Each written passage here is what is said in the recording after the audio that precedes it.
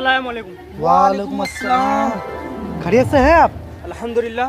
इतना हल्ला गुल्ला क्या हो रहा था इधर? हजरत शैतान का बच्चा चिल्ला रहा था। अल्लाह हिफाजत फरमाए। आमीन। बोल रहे थे ये हमारे जो रहबर साहब है मनोहर भाई, उसका घर कहाँ है? हजरत पहले उधर था, अभी उधर है।